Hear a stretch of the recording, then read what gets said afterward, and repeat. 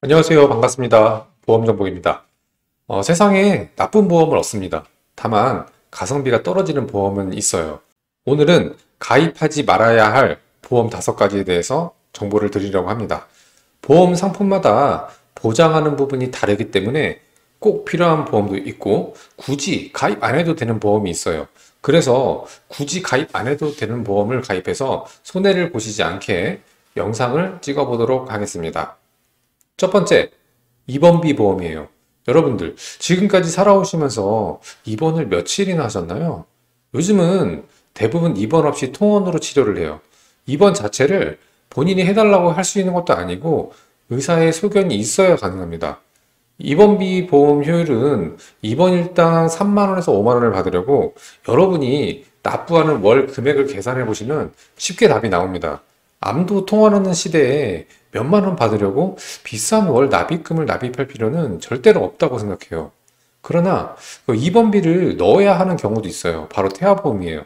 아이들은 급성장하는 시기에 쉽게 입원을 할 수가 있기 때문에 실비 보강용으로 넣어주셔야 합니다. 대신 만기를 길게 하지 마시고 짧게 해서 구성을 해주시면 됩니다. 긴 만기로 입원비를 넣는 것만큼 비효율적인 건 정말 없다고 생각을 해요.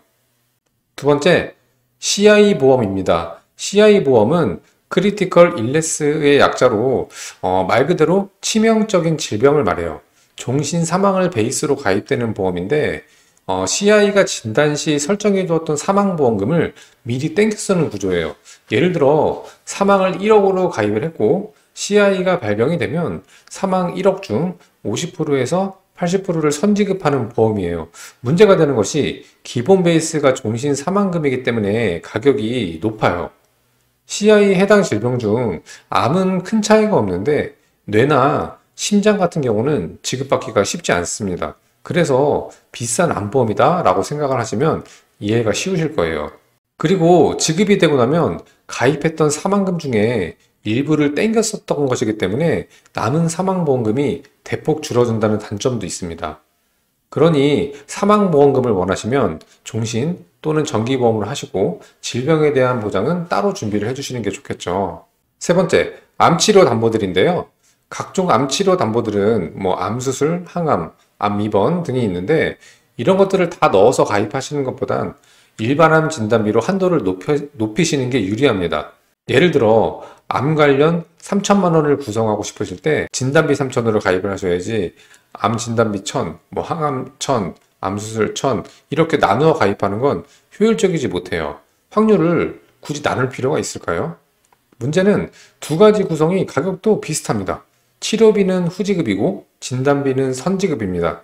선지급되는 진단비로 각종 치료비를 결제하신 후 실비로 돌려받으시고 재활하시는 동안 생기는 경제적 손실을 진단금으로 커버를 하시면 됩니다.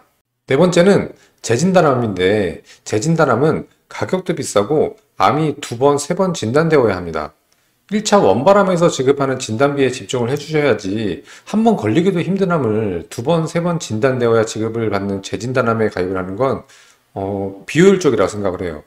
예를 들어 일반암 1억 제한서가 있고 일반암 5천, 재진단암 5천을 제한한 제한서가 있어요. 전자는 1차 암 시 1억을 받고 후자는 1차 암 시 5천을 받아요. 그 후 2차, 3차는 나중 일입니다. 애초에 1억을 받을 수 있는 방법이 있는데 굳이 확률을 이렇게 나눌 필요는 없다고 생각해요. 그리고 재진단암은 1년에서 2년 면책 기간이 있기 때문에 더욱더 1차 암에 집중을 해주셔야 한다고 생각합니다. 마지막 5번째, 유지가 부담스러운 보험입니다. 1번에서 3번 피해서 잘 설계를 해두었는데 유지에 부담이 된다? 잘못한 거예요. 아무리 좋은 설계를 한들 유지에 부담이 있으면 안 됩니다. 보험은 장기 납부하는 상품이에요. 추후 갑자기 경제 사정이 어려워지면 가장 먼저 눈앞에 이득이 없어 보이는 보험 해약을 생각하실 수도 있습니다. 반드시 부담이 없는 금액으로 꼭 필요한 것만 구성을 해주셔야 해요.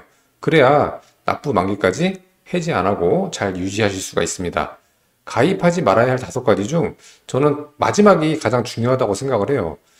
유지에 부담이 없는 금액을 기본으로 하고 꼭 필요한 것만 구성을 해두시면 유지에 부담도 없고 보장도 튼실하게 준비를 하실 수 있다고 생각을 합니다. 꼭 가입하지 말아야 할 5가지 보험에 대해서 알아보았는데 도움이 되셨나요? 여러분들의 구독과 좋아요는 큰 힘이 됩니다.